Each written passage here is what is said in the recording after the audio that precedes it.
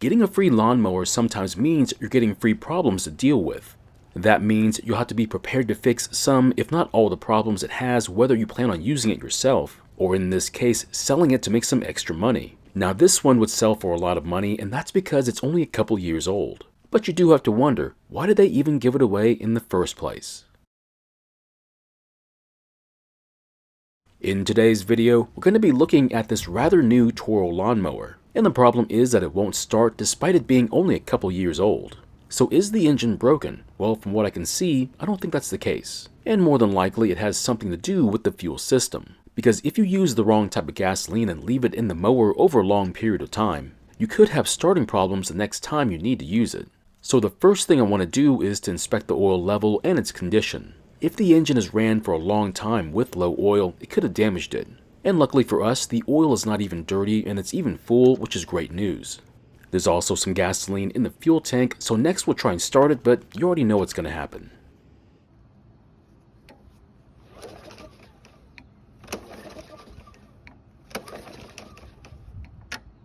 I do apologize, but that footage was from the shorts video.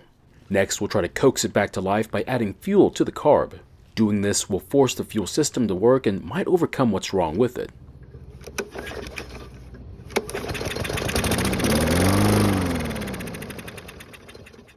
Just keep doing this, and if you're lucky, it might just work itself out.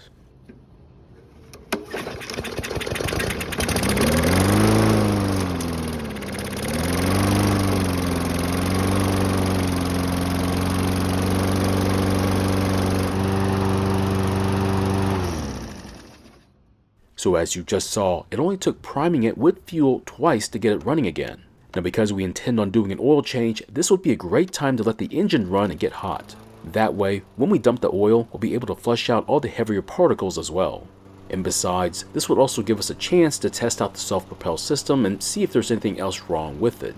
So it is up to you as to how long you should run the engine to warm it up, but 10 minutes is plenty of time. This next test is to see how well it starts back up once the engine is hot. And if it takes several pulls, it means we have some extra work to do.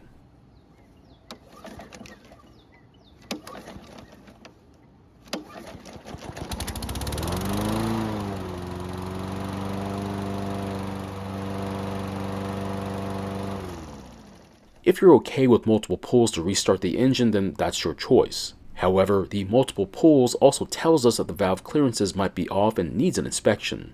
Once the clearances have been adjusted back to where they need to be, the mower should be easier to restart. It's kind of surprising that the oil looks this bad considering it wasn't that bad on the dipstick. And while the mower is on its side, this would be a great time to take off the blade for a quick look before sharpening it. So this blade really isn't that bad. Yes, there are a couple of small dents along the edge, but just so long as there's not a large one on there, we shouldn't have to worry about engine problems. Checking the blade before balancing shows that we need to take off more material on the heavier end. I'm also going to do something that you may not agree with, and that is to go through part of the carb. So why would I still go through the carb if we were able to coax it to work again? Well, the answer is simple. What we did was clear the jet well enough to get it working again. However, since I plan on selling this machine, I like to get the jet as clear as possible for the customer. Next, we'll need to drop the fuel bowl, but the bolt in the back will be a lot tougher to take off than the one in the front. If you have a lot of tools at your disposal, this might be easy. However, I only have a limited number, making this part take some time. And once the bolts have been removed, we'll need to carefully pry the bowl free from the carb. Just be careful because it might be full of gasoline and you don't want to make a mess. So what you're going to see is the fuel jet at the bottom of the white plastic cartridge. And yes, you could just clear the jet as it is, but I'd rather pop it out and clean it that way. As you can see, the opening in the jet is cleared, but we'll see if it looks any better after using our wire. I'm also going to use some carb cleaner, and it's best we take it apart when using it. And with it separated, you should be able to see if the openings in the cartridge get cleared out as well. So here is the brass main jet, but after cleaning it, it's hard to tell a difference unless you compare them side by side. So I know the difference is hard to tell, but the opening is now noticeably larger after the cleaning. I do have to tell you that I was not trying to make the opening bigger, only to clean out any buildup to make it as big as it's supposed to be. And if you somehow make the opening too big, the carb might give the engine too much fuel and could cause more problems than you want. But I will leave it up to you to decide if you want to make the opening bigger than it should be. Also, when tightening these bolts up for the bowl, try not to over-tighten them. The entire carb is made out of plastic and you could damage the openings if you over-tighten them. because we took the bowl off, there's now a slim chance for a fuel leak. So I'd recommend only putting a small amount of gasoline into the fuel tank to see if it's going to leak. That way if it does leak, you only risk losing several ounces instead of the entire fuel tank. I do have advice for you if your carb starts leaking and you need to buy some time to drain it. Try tipping the mower back so the handlebar is touching the ground. This might be enough to pull the gasoline away from the carb and keep it all in the fuel tank. Also, don't forget to reconnect the emissions breather hose to the backside of the air filter base. So I do have a brand new air filter to put on this engine, however, I like to wait until the day of the sale to swap it in. Otherwise, I risk making a brand new filter look bad until we get all of our work done to the mower. Next, I'm going to take out the spark plug not only for an inspection but also to help with the next part. This spark plug looks exactly the way that it should, right down to the light brown color on the porcelain part at the tip. But if yours is much darker than this one, or there are deposits on the tip, then it means there are other problems you'll need to worry about. So next up is inspecting the valve clearances. This only needs to be done when you start having problems with your engine, but you can check it whenever you feel like. We will need to rotate the engine, and to make it easier, we'll take the recoil assembly off.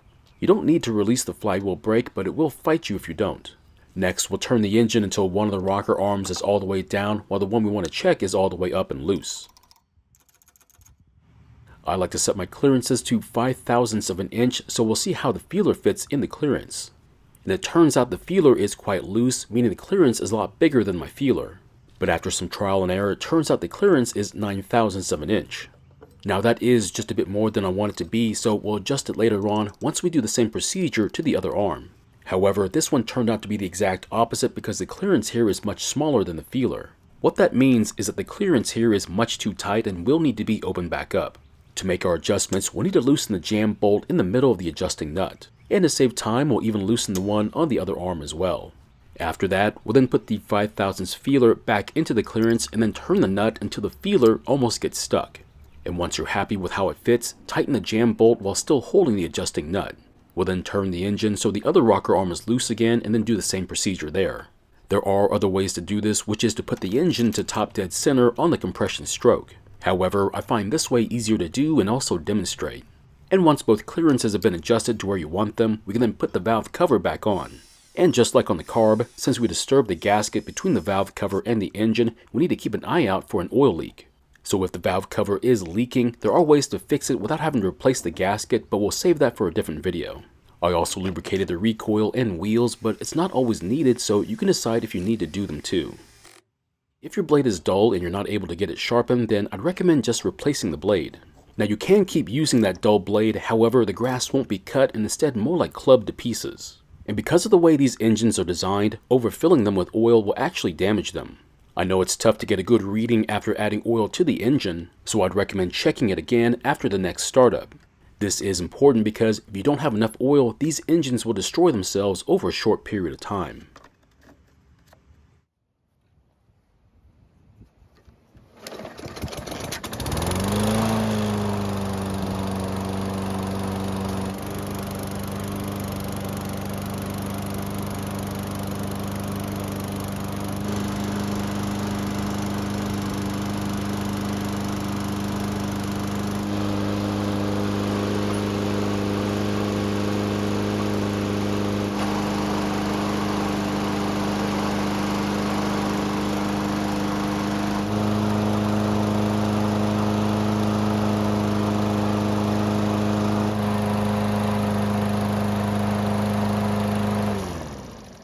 Now that the engine is hot again, let's see how many pulls it takes to start it this time. Remember, the last time we did this, it took 3 pulls to start it.